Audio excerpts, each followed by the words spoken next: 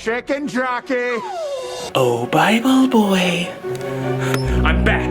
Don't try to be a hero. You may have sold liberal Lizzie the last time on slavery, but not me. I don't have to be. The day is saved. You don't want to do this. Liberal Lizzie was there. She knows. Bro, based off your reaction, you didn't even watch the video completely or didn't comprehend what I was saying and left because your attention span is so low. I showed historical fact on the news, and it's in a physical museum that the Bible does not condone slavery, bro. Humans saw the word slavery and took advantage of that opportunity for evil. I thought you cared about facts. You a conspiracy theorist now? I mean, you can look for yourself and stop listening to atheist YouTubers that don't have your best interests, confusing you because of their own past religious and personal hurt. I'm not moving off that. I'll prove to your own cognitive dissonance. I'm skeptical. Go on, explain Bible slavery. Alright, I'll just walk you through it. So first, No, I'll kick it off. In Leviticus, since it seems you Christians love to brush past the verse, your male and female slaves are to come from the nations around you. From them, you may buy slaves. You may also buy some of the temporary residents living among you and members of their clans born in your country, and they will become your property. You can bequeath them to your children as inherited property and can make the slaves for life. But you must not rule over your fellow Israelites ruthlessly. plenty of Christian apologists look only at the historical context and say that slavery was normal back then, therefore it was acceptable to them. But since we've done away with it now, those verses just don't apply to us anymore. That's what they all say, right? Well, I'm speaking up right now to tell you that no verse in any book of the Bible, Old or New Testament, condones captive slavery, expressively or by inference. Those who argued in the 19th century that it does condone slavery were abusing the scriptures in the past as shown, just like all these other atheist YouTubers you watch today. And I'm going to show you how and why. Lock in. So at face value, you're thinking 1, that slaves can be kidnapped from other nations. 2, foreign slaves can be treated as just property, meaning that they don't have any rights and the owner can do anything with them as they please. They're things instead of people. 3, slaves were forced into becoming slaves for life against their will. And 4, that the Bible only condones slavery when it comes to foreigners, right? You got it. Leave Jesus. Now, what's wild is I understand the exact opposite way because actually it doesn't support any of those points. Why? When we look at the Hebrew, the people who are mentioned are called the Tojab, the sojourners, and the Gar, aliens, the foreigners. They are both groups of people who come from another land that want to find refuge in Israel for political, economic, or faith reasons, or they just ran away or exiled from their nation. So I understand these people sold themselves into slavery and were not kidnapped against their will, and they were not commanded to stay for life. It was a permission to do so. Okay, it's voluntary, but it's still slavery. How did we see 2 different perspectives when we read the same thing? Because it's actually not slavery. Did I just turn a blind eye to the topic because I'm too scared to see what the Bible really says and looking through like rose glasses or whatever y'all say? Or are you isolating a verse and reading it with your modern understanding of slavery into the passage? Surface level, I look pretty cooked here. But before you jump to conclusions, let's just unwrap this some more. Well, it says they will become your property. So even if someone is treated well, it's no excuse for considering them a human being as property. So the question is, what is meant by property? If you learned anything from part 1, the Hebrew word abad and abed is a morally neutral word, and it's not inherently negative. So God uses the word slave simply to describe a strong submission towards something. It's neutral. You can look, he uses the word slave to describe many other aspects of things in the Bible. Humans made the word slavery negative because we are evil. That's the problem. You can't seem to understand. The word property is the same way. I'll prove your own perspective here is clearly derogatory. You seem to think the word property implies that someone doesn't have any rights and can do whatever, use and abuse. But as we saw, the passage is about the foreigners, right? So back up just a few chapters in Leviticus before that, where God is talking about the same people. Leviticus 19:33-34, when a foreigner resides among you in your land, do not mistreat them. The foreigner residing among you must be treated as your native born. Love them as yourself, for you were foreigners in Egypt. I am the Lord your God. Interesting. So Just a few passages before, I just read that verse. He says the Israelites were to not mistreat them, to love them as they love themselves, and remember that they were foreigners too. So which one is it then? You're right. Maybe it was some special context, cherry of the pick, if you will. It doesn't count. So let's go to another book then. How about Exodus? It talks about slaves in there too. I'm sure there's Exodus 23:9. Do not oppress a foreigner. You yourselves know how it feels to be foreigners because you were foreigners in Egypt. This is the objective moral command. Well, how about Deuteronomy? Cursed is anyone who withholds justice from the foreigner, the fatherless, or the widow. Or Deuteronomy 27:19. For the Lord your God is God of gods and Lord of lords, the great God, mighty and awesome, who shows no partiality and accepts no bribes. He defends the cause of the fatherless and the widow and loves the foreigner residing among you, giving them food and clothing. And you are to love those who are foreigners, for you yourselves were foreigners in Egypt. So now where are the verses that say you can treat these foreigners like trash water? Stop, keyboard warrior. I know you're hot and bothered. We'll get to it. People usually stop at verse 46, but when we pick up at 47, we read how not only could these servants become rich, but they could also own other servants. Other servants? What does that mean? Let's think about this. The foreigners were not to be oppressed. They were not to be mistreated. The Israelites were cursed if they withheld justice from the foreigners, not black people being cursed or whatever they taught in church. The foreigners had the potential to become rich. They could also have slaves themselves, and the Israelites were commanded to love them, and not just love them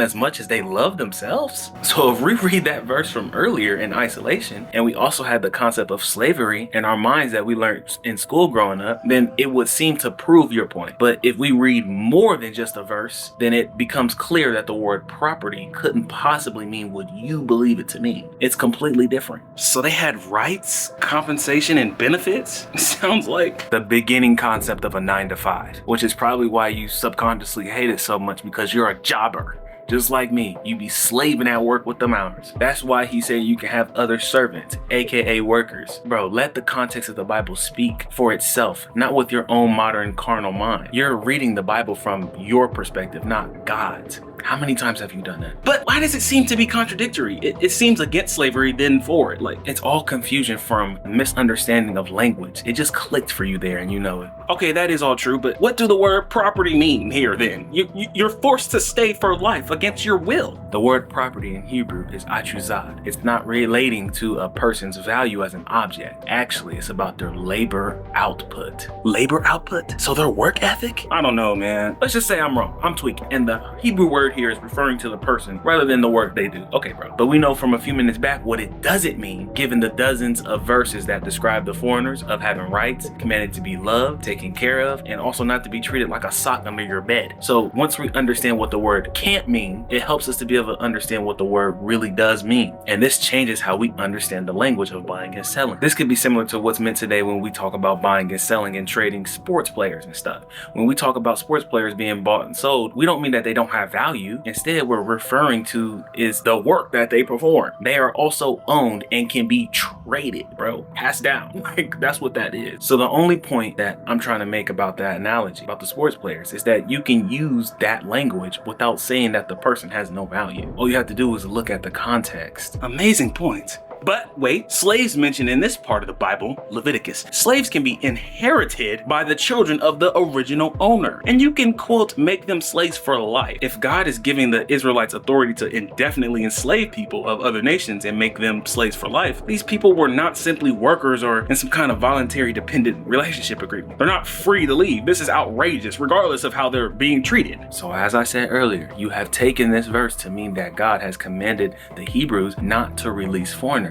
And my view is that God has given them permission to keep the foreigners rather than instructing them to keep them foreigners. So how did I come to that conclusion? Well, I just looked and considered the context of what's being said. So here's what's really going on. This chapter is talking about the year of Jubilee. The verse is right before the passage that you quoted. Boom. God is talking about the Hebrew servants working until the year of Jubilee and then being released back to their own land. And at the year of Jubilee, all debts are to be wiped free. It's like hitting the reset button on the economy. All debts and everything's canceled. Everybody just goes home. It's back to normal. Reset. So then the question remains, how does this work for the foreigner when they don't have any land to go back to? If most or all of them couldn't go back home for whatever reason, then it means that God has given them the permission to stay or work permanently. Notice the language here. Is God commanding them to stay for life in the passage? God is saying that you can or you may. He's not saying that you must or you shall. This means to be giving permission or choice. It's not like earlier when we read in Leviticus where God has commanded the Israelites by saying, you shall love them as you love yourselves. A moral command. And in regards to the words Toshav and Gar, there's only a few times where there were exceptions for the foreigners, and in those times it was directly related to the land. So it had nothing to do with race, bro. It was about just the land. So if the foreigners wanted to stay, they could. And this isn't as grim and dark as you trying to make it out to be, especially given the fact that the Israelites were commanded to love them, treat them good, not oppress them. But again, I'm just always going to just say, I'm considering the fact that I could be wrong, right? So let's just say I'm wrong here. And they weren't allowed to go and they had to stay for life. Still, we have no indication in the text at all that they were kidnapped or forced to come to Israel against their will. It doesn't say that. By the way, where does it say that in the verse? That you can kidnap these slaves from their other nations? Go look. I don't see it. In fact, there's other verses that give the death penalty for kidnapping people. The only way that this concept can even seem like a possibility is if we have the modern idea of slavery in our mind when we're reading the passage. So if I was wrong and that was the case, then it seems that the foreigners are being offered, you can come to Israel, but you have to stay permanently. Not to mention in Deuteronomy 23:15, we read, you shall not give up to a master a slave who has escaped from his master to you. He shall dwell with you in your midst, in the place that he shall choose within one of your towns,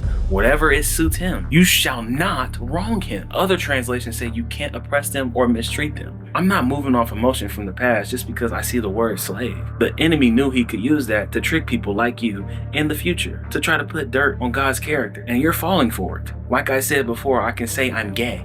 Does that mean I'm really gay or happy? You won't know unless you look at the context of the word being used. And it's not modern captivity slavery at all. In this context, slavery is a good thing. This is what the Bible calls indentured servitude. Just like being gay men happy is a good thing. Then humans modernized it and changed the word for sexual orientation. You're trying to apply a traumatic modern event concept to 400 BC. It's not the same thing. Read the book and the setting it was at. Really? Exodus 21:2-6. If you buy a Hebrew servant, he is to serve you for 6 years, but in the 7th year he shall go free without paying anything, and so on and so forth. Up to the quote you use that the slave himself can decide whether or not to be a slave for life. But pay attention, these verses are referring specifically to Hebrew servants, not slaves taken from other nations.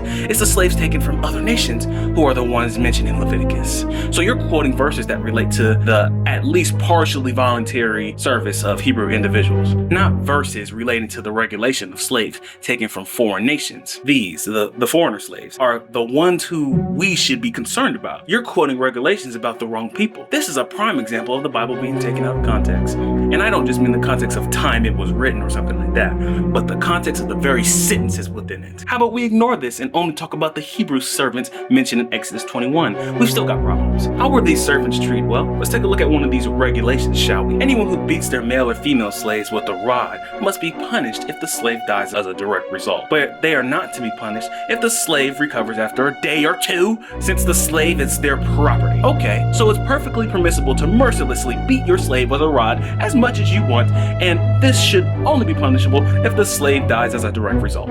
If they get up after a few days, everything's fine. In what world should we consider this acceptable moral guidance?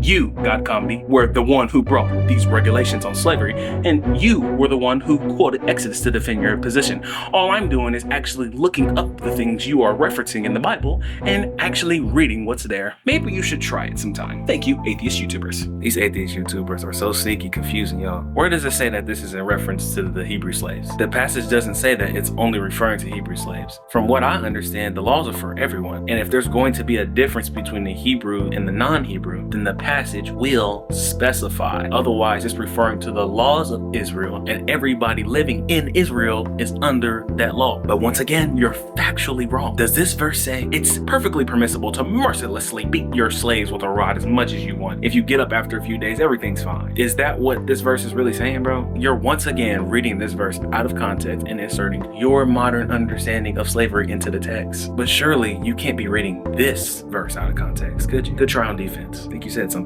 Well, bet. Let's read the verses immediately after the verses you just said then. Exodus 21:20. An owner who hits a male or female slave in the eye and destroys it must let the slave go free to compensate for the eye. And an owner who knocks out the tooth of a male or female slave must let the slave go free to compensate for the tooth. Tooth and eye are idioms. English class is not your specialty. This is an idiom. If written today, it might say something like, if a master harms a hair on the slave's head, we would instantly recognize that to mean don't harm. We wouldn't think it's okay to beat the slave as long as we don't mess up his hair. Like what? Limiting the injury to eyes or teeth is inconsistent with how we read the rest of the text. Notice the literalistic argument is only applied to the injury of the slave and not the killing of a slave. It refers to killing with a rod, but we understand that that would also apply to killing with a stone or a fist, etc. Here, it's not limited to eyes or teeth. It also applies to head, shoulders, knees, and toes.